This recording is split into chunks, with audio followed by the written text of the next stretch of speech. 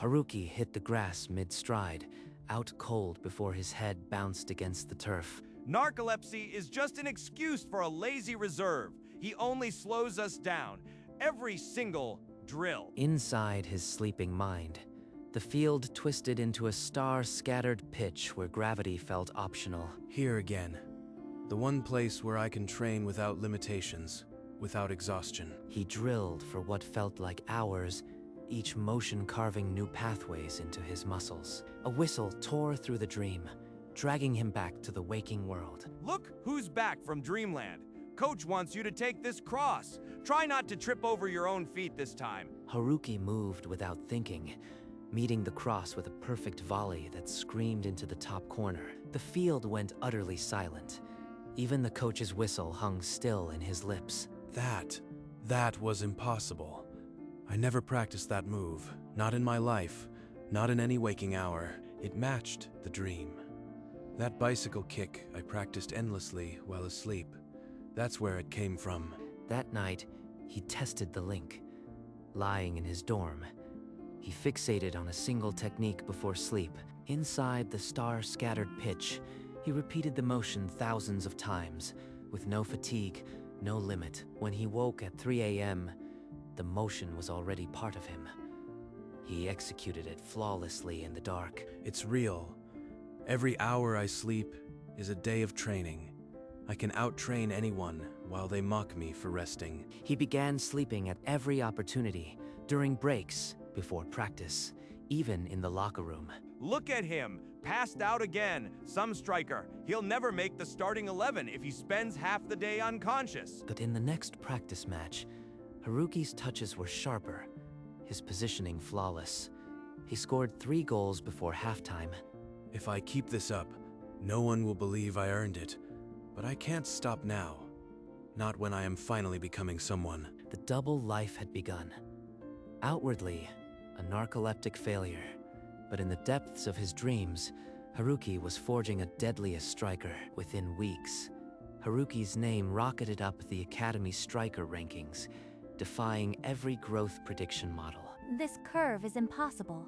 Nobody improves this fast without extra hours, but his training logs show he barely practices. She began shadowing him, notes piling up with every inexplicable play that followed his sudden naps. Haruki, your performance has spiked dramatically.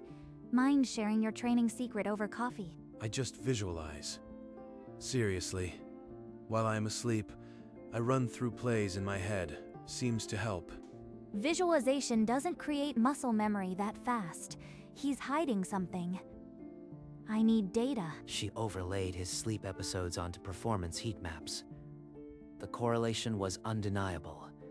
Every nap preceded a superhuman burst. She had no proof, but her intuition screamed that Haruki's dreams were not just dreams. Whatever it is, it's not normal. I'll keep watching. Sooner or later, his secret will crack. For now, May only had questions. But in an academy where talent was currency, questions were dangerous. The National Federation flagged one name, Haruki. Investigator Kazuya arrived at the academy to expose the anomaly. This performance curve isn't human. No one improves this fast without artificial enhancement. At practice, Kazuya watched the prodigy sleep on the bench. It was absurd, until Haruki woke. He's been unconscious for an hour, and now you are putting him in? This is your star. Then Haruki received a pass, flicked it over a defender, and volleyed into the far corner. No flaw. The gap between his lazy public persona and this precision suggests deliberate deception. Your skill growth is statistically impossible. Are you using some new training technology? I just sleep a lot. And when I play, I trust my instincts. There's no tech, they're too close. But if I stop dreaming, I'll lose everything. I can't go back to being the joke. Kazuya's board grew with evidence of the impossible. Haruki was a target, but he refused to surrender his secret. Haruki forced his exhausted body into a final sprint, scoring a goal that shattered the academy record. Then, his legs gave out, and he collapsed face first on the pitch. There it is. Proof that whatever he's doing is unsustainable. This kid is self-destructing. In his unconscious state, the dream realm felt different. A translucent figure stood before him, eyes hollow with an eerie glow. You are not ready to know the cost. Your body is already paying the price. Behind the stranger, other shadowy forms watched in silence, their faces etched with sadness. Who are they? Why do I feel like I've seen them before? Stop pushing, before the dream takes more than just your strength. He woke, strapped to a medical cot, the sterile room spinning. May sat nearby, her expression creased with worry. Haruki, this is the third time this week. You have to stop hiding whatever is killing you. Killing me, but without the dreams, I am nobody again. He's wrong. He has to be. That night, Haruki locked his dorm door and slipped into sleep with a desperate prayer. Make me strong enough to keep this. This is what happens when you borrow too much. They borrowed, and they broke. This is my dream. I control what happens here. He woke, gasping, fingers trembling against the cold floor. His reflection in the mirror wore a stranger's haggard face. Haruki, you look like death. Sit down and tell me what's happening to you. I am fine. Just need more sleep. Kazuya ordered a full toxicology panel. Every result came back negative. No trace of doping. His physiology is clean, so the source isn't chemical. It's not doping. It's something else. Something that happens when he's asleep. They stared at the anomaly together. The answer lay beyond any medical textbook, in a realm science wouldn't touch. Haruki collapsed during the quarterfinal, his body giving out mid-sprint. Medical staff carried him off the pitch, and the stadium fell silent. In the depths of his coma, the dream realm transformed into a void, cracked glass beneath his feet and infinite darkness above. Daichi stood before him, but now dozens of other souls surrounded them, their wrists and ankles bound by glowing chains. We died pushing ourselves beyond every limit. Our souls are bound here, forced to coach for eternity. Every skill you've mastered was our muscle memory. We lent it to you because you were lonely, like we were. Their memories, their brilliance. It was never mine. I've been nothing but a vessel. Daichi showed him a cascade of images, young players collapsing, clutching their chests, never waking again. When Haruki's eyes opened, he was in a hospital bed. Mei stood at the foot, and Kazuya adjusted his glasses in the corner. They're trapped, and I've been feeding off their souls. The truth had finally caught up with him, but the real cost was still waiting to be revealed. I have to know everything. Daichi, I am coming back. He sank into the void, where Daichi stood waiting, his chains coiled like sleeping serpents. To free us, you must sever this bond forever. Every skill we gifted you will vanish. How long have you been trapped here? Decades. Some of us for over 50 years. We hoped you might be the key. But the final is in 2 days. If I do this, I'll be ordinary again. We won't force you. The choice is yours alone. He woke silently. The hospital room, cold and still. The choice crushed his chest like a physical weight against medical order. He left the ward, walking through empty corridors until he found the Academy's empty training ground. If I free them, I lose everything. If I don't, their suffering continues. What kind of person would that make me? The training ground was silent, the floodlights casting long shadows. Haruki walked its perimeter, lost in memory. I can still hear them. Daichi's quiet laugh during the endless passing drills. They were my real teammates. When everyone else mocked me, they were there. They gave me not just skill, but purpose, and I repaid them by risking their eternal imprisonment. No more. This ends tonight. I'll free them, no matter what it costs me. He clenched his fists until his knuckles whitened, accepting the loss that would come. By dawn, he returned to the Academy, his face set in a quiet, fierce resolve. The final is in 2 days. I'll walk onto that pitch as nothing but myself. And for the first time since discovering the dream realm, Haruki felt at peace. Haruki asked Mei and Kazuya to meet him on the academy rooftop as the sun dipped low. I am stopping whatever was helping me. From now on, I'll only use my real body. Haruki, are you admitting you've been using something unnatural? That you were cheating? It wasn't cheating, not in the way you think. But it's over. I can't rely on it anymore. You reveal this now, just when my investigation is closing in. Are you trying to avoid a ban? The truth will come out eventually. For now, trust that this is the right thing to do. Mei's fingers tightened around the railing. She and Kazuya exchanged a long, uncertain look. If you truly give up whatever made you special, you know what that means for the final. You'll be ordinary. I know. I'll play with nothing but my own strength. That's the only way I can face them. The meeting ended in strained silence, but Haruki's resolve held. The final would be his true test. The next day at practice, Haruki stumbled through every drill. Passes went wide, shots sailed high. Looks like the genius finally ran out of magic. Sweet dreams while they lasted, right? No one met his eyes. The coach just shook his head, scribbling notes without a word. So this is the real him. Ordinary, fragile. Did he truly give up everything for this? After practice, Haruki sat on the bench, head in hands, the empty field like a silent accusation. Haruki, I've been watching. Whatever secret you are keeping, let me in.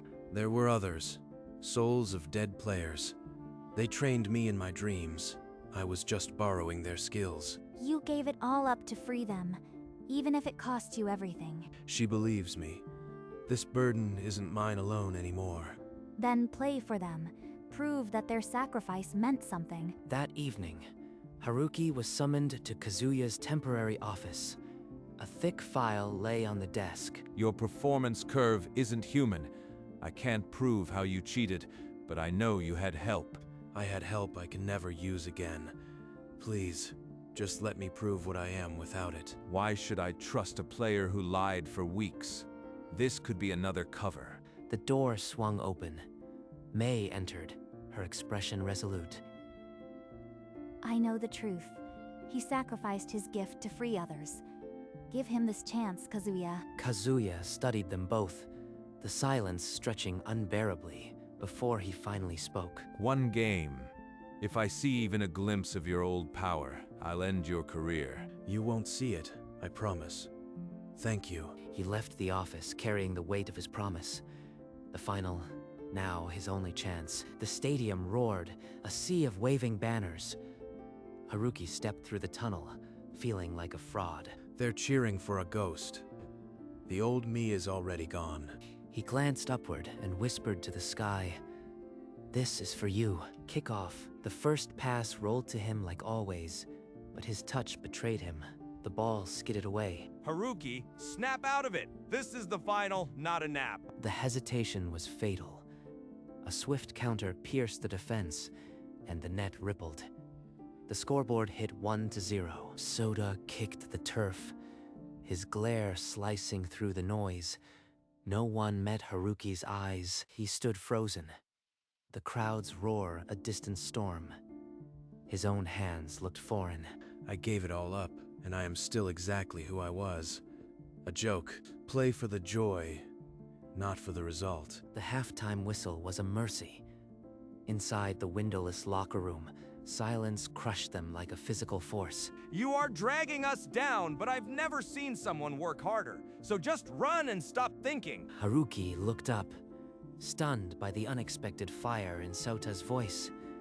He nodded slowly, a spark returning. From the stands, Mei caught his eye and offered a tiny, certain nod that said more than words could. He closed his eyes and saw them, Daichi and the other souls, passing the ball with laughter under a starry sky. He tore off his captain's armband and let it drop, a silent declaration. I'll play with everything I have. Not for me, but for them. A faint smile broke through the exhaustion as he jogged back into the roaring stadium. lighter than before. A sudden warmth spread across his back, like a dozen spectral hands pressing him forward onto the pitch. The second half began, and Haruki stepped onto the grass with nothing but heart and the memory of his true teammates. Haruki launched a relentless press, hunting down every opponent and forcing a turnover near the sideline. He didn't try a flashy move. A simple square pass opened a lane the defense had left exposed. Not flashy, just useful. Keep the ball moving. Wave after wave crashed against the opposition's box, but each time the defense held firm. Haruki never stopped shouting, pulling his teammates back up after every failed attempt. Then, a quick interception. Haruki received the ball in space, and with a no-look pass, split the back line. The striker met it perfectly, firing low past the keeper. 1-1. The stadium detonated. Mobbed by his teammates, Haruki felt a surge of pure joy. For once, the score was earned. Maybe this is the real him, not the borrowed gift, but sheer will. 30 minutes still remained, but the tide had turned. Haruki's heart had tied the match. Haruki's body screamed, but he kept sprinting. He intercepted a dangerous through ball and sent it looping clear. Every clearance felt like a small victory, but the clock was a relentless enemy eating away the seconds. Can't breathe. Doesn't matter. Move. Just move. Suta pounded a shot that smacked the crossbar. Haruki sprinted for the rebound but was beaten by a toe. He screamed encouragement, his voice ragged, but his legs were turning to stone. The clock hit 9 o'clock. On the wing, a teammate sent a swirling cross into the heart of the box. Haruki threw himself horizontally, diving full length, his forehead meeting the ball with a sickening crack. Time fractured. The goalkeeper lunged desperately, but the ball arched over his fingertips. Haruki hung in the air, eyes closed, arms spread wide, the world a silent roar around him. For them. The net rippled like a thunderclap. The referee blew for 2-1, and the stadium detonated. Haruki slammed onto the turf, pain slicing through him, but a grin cracked through the agony. You absolute madman! You actually did it! Above the floodlights, the night sky began to shiver. Faint, translucent silhouettes flickered into view. Daichi and the other souls stood smiling, their chains gone, glowing with a warm, ethereal light. Daichi mouthed a silent thank you. One by one, the souls dissolved into a cascade of golden sparks. Haruki reached upward from the grass, tears carving tracks through dirt as his lips moved in a whisper. On the sideline, Mei clutched Kazuya's arm.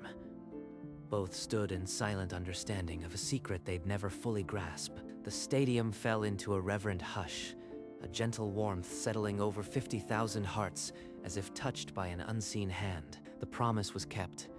The souls were free, and Haruki had proven that a heart on fire could defeat any borrowed gift. The final whistle screamed across the pitch.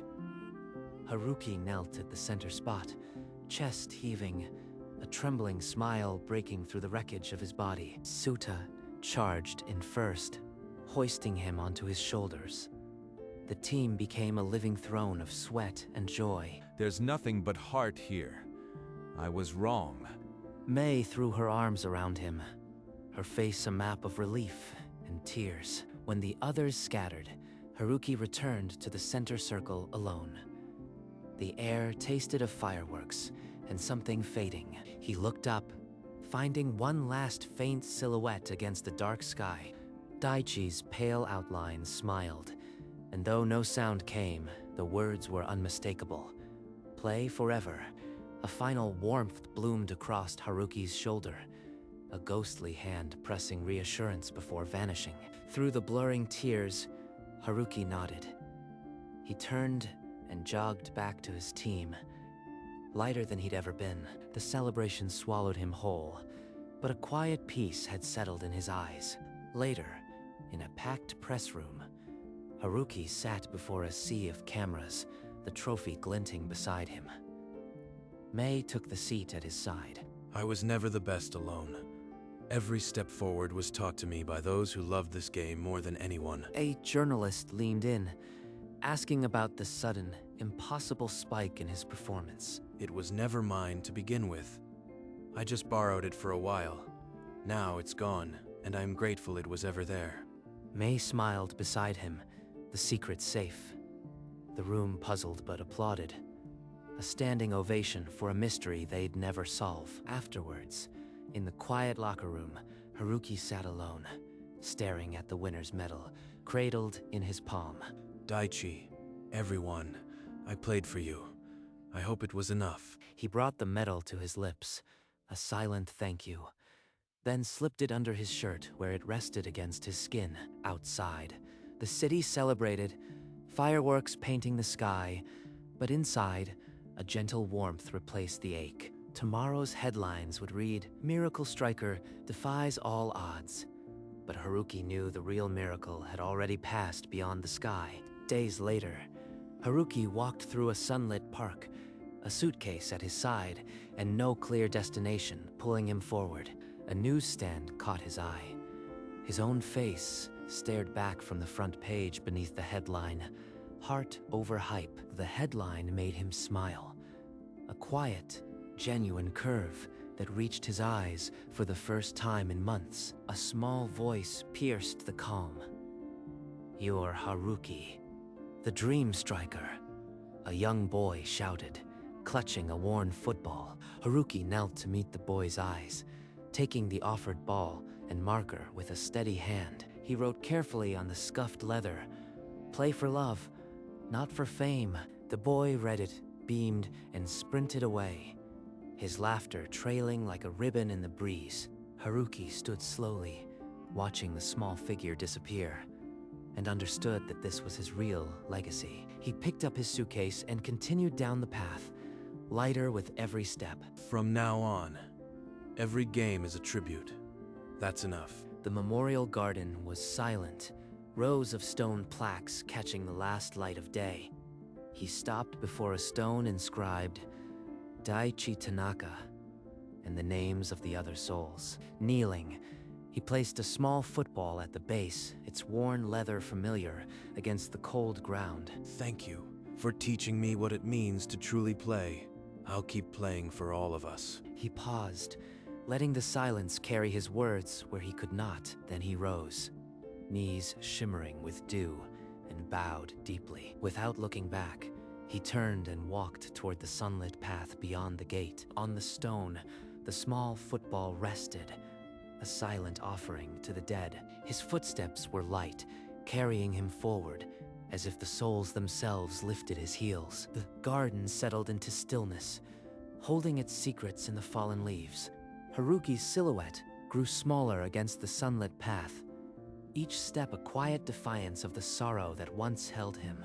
The camera pulled back, the world softening into gold, and for a moment, the breeze seemed to carry a gentle refrain. He was never the deadliest striker because of his skills. He was deadly because his heart never forgot those who played before him. And somewhere, in a realm beyond reach, 11 souls smiled. The dream had ended, but the dawn had never been so bright. Rest well, great strikers. Your story lives on in every kick, every pass, every heart that plays for love. This is the tale of Haruki, the dream-trained striker who gave back the gift and won with nothing but his soul. Thank you for watching. If you felt this story, share it with someone who needs a reminder that the strongest muscle is the heart.